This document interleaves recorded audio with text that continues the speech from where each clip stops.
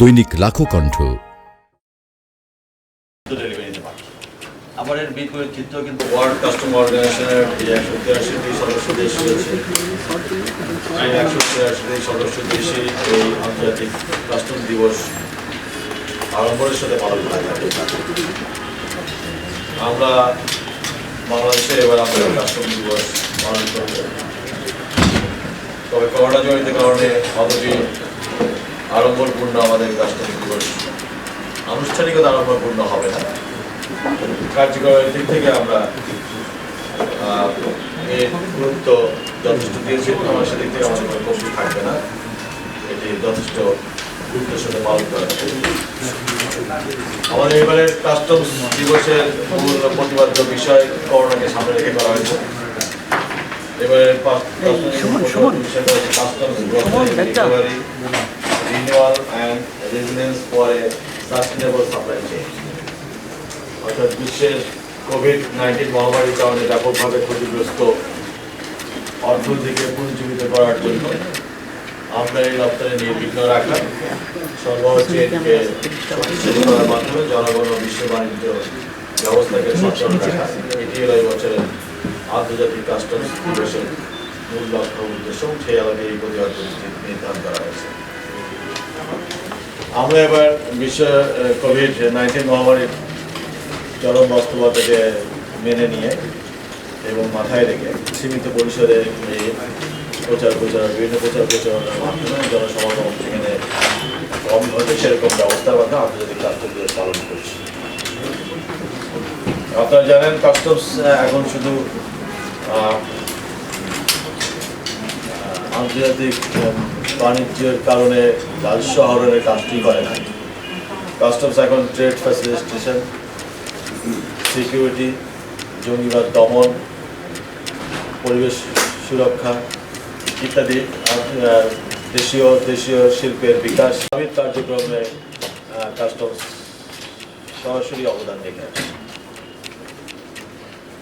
আমাদের এই বছরের করোনা সত্ত্বেও আমরা কাস্টমসের থেকে রাজস্ব আহরণের ক্ষেত্রে আমরা রাজস্ব আহরণের প্রবৃদ্ধিতে আছি। এই ডিসেম্বর পর্যন্ত আমরা 6.77% প্রবৃদ্ধিতে রয়েছি গত বছর একই সময়ের তুলনায়। এটি নির্দেশ করে যে আমাদের করোনার কারণে সরবরাহ চেইনের বা সাপ্লাই চেইনের কোনো বাধার সৃষ্টি হতে কাস্টমস দেয়নি। যেদিন থেকে আমাদের দেশের করোনার কারণে লকডাউন শুরু হয়েছে,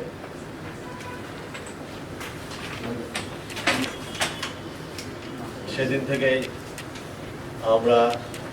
সেদিন থেকে শুরু করে আজ পর্যন্ত একটি সময়ের জন্য কাস্টমসের কার্যক্রম বন্ধ রাখা হয়। লকডাউনে অনেক দপ্তরের বা অনেক অফিসের কর্মকাণ্ড বন্ধ ছিল, আপনারা জানেন, কিন্তু কাস্টমসের কর্মকাণ্ড বন্ধ ছিল না একদিনের জন্য। একেবারে ভ্যাটের কর্মকাণ্ড বন্ধ ছিল না একদিনের জন্য, হয়তো সীমিত পরিসরে, হয়তো স্বাস্থ্যবিধি মেনে সেইভাবে আমরা সীমিত পরিসরে করেছি, কিন্তু একেবারেই বন্ধ ছিল এটি হয়নি। এবং সেই কারণেই কিন্তু সরবরাহজনিত কোনো কারণে কোনো উৎপাদন ব্যাহত হওয়া অথবা পণ্য সরবরাহজনিত কারণে কোনো নিত্য প্রয়োজনীয় দ্রব্যের মূল্য বৃদ্ধি ঘটা, এ ধরনের ঘটনা ঘটে। এবং এই কাজটি করতে যে আমাদের কর্মকর্তা কর্মচারীরা অক্লান্ত পরিশ্রম করেছেন। এই করোনাকালীন সময়ে তাদের এই যে জীবনের ঝুঁকি নিয়ে তাদের যে দেশ সেবা, এটি আমরা শ্রদ্ধাভরে স্মরণ করি। এবং এই করোনার ভিতরেও আমাদের 7 জন এই দায়িত্ব পালন করতে, যে আমাদের 7 জন কর্মকর্তা করোনা আক্রান্ত হয়ে কোভিড আক্রান্ত হয়ে মৃত্যুবরণ করেছেন। আমি তাদের আত্মার মাগফিরাত কামনা করি ও করোনার কাছে প্রার্থনা করি তাদের পরিবার তাদের শোকটা কাটিয়ে উঠবে। করোনার সময় কোভিড-19 আক্রমণের সময় থেকে কিন্তু কিছু বিশেষ ব্যবস্থা নিয়েছে। সেটি হলো কোভিড-19 মোকাবেলার জন্য সেফটি ইকুইপমেন্টস দরকার পরীক্ষার জন্য এবং নিরাপত্তার জন্য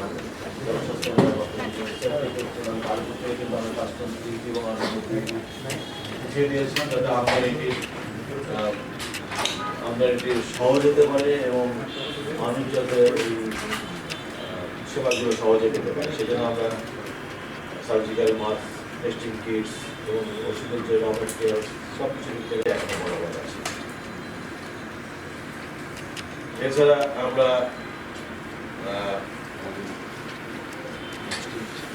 এই বছরে যে স্বল্প আকারে স্বল্প পরিসরে কাস্টমস পালন করছি সেক্ষেত্রেও আমরা একটি সেমিনার করব আগামী কাল সকাল 11টায় এইখানে সেমিনার হবে। সেমিনারে আমরা অল্প কিছু শিক্ষককে এখানে হয়তো ফিজিক্যালি প্রেজেন্ট থাকবে আর জুমে আমাদের সাথে সংযুক্ত থাকবে অন্যান্য অংশগ্রহণকারী। আমরা কাস্টম দিবস উপলক্ষে কাস্টমসের কর্মকাণ্ড সম্পর্কে জনগণকে সচেতনতা সৃষ্টির জন্য বিভিন্ন টক শোতে অংশগ্রহণ করবো। বিভিন্ন টক শোতে আমাদের উপস্থিতি থাকবে। দৈনিক পত্রিকায় আমরা প্রপত্র প্রকাশ করছি। বিভিন্ন জায়গায় আমরা কিছু পোস্টার এবং পোস্টারের মাধ্যমে প্রচারের ব্যবস্থা করেছি। ঢাকার বাইরে কাস্টমস হাউসগুলো তাদের নিজস্ব পদ্ধতিতে প্রচার কার্য চালিয়ে যাবে এবং সেই উদ্দেশ্যে আমরা এনপিআর থেকে সবাইকে যথাযথ স্বাস্থ্যবিধি মেনে প্রচার কার্যক্রম করার জন্য নির্দেশনা দিয়ে দিয়েছি। যেহেতু কাস্টম দিবসের প্রাক্কালে আমরা গভীরভাবে স্মরণ করছি সেই 7 জন রাজস্ব সৈনিককে যারা এই যাবৎ করোনা মহামারীর সময় জনসেবা আমদানি রপ্তানি কার্যক্রম সচল রাখার কাজে আত্মনিয়োগের জীবন সঙ্গে করেছেন। আমি তাদের বিদেয়ী আত্মার মাগফিরাত ও শান্তি কামনা করছি। 25 বর্ষে বাংলাদেশ কাস্টমস তার নির্ধারিত সকল লক্ষ্যমাত্রা অর্জন করে স্বনির্ভর ও সুরক্ষিত বাংলাদেশ বিনির্মাণে অগ্রণী ভূমিকা রাখবে এই আশীর্বাদ ব্যক্ত করে আমি আমার বক্তব্য শেষ করছি। ধন্যবাদ সবাইকে।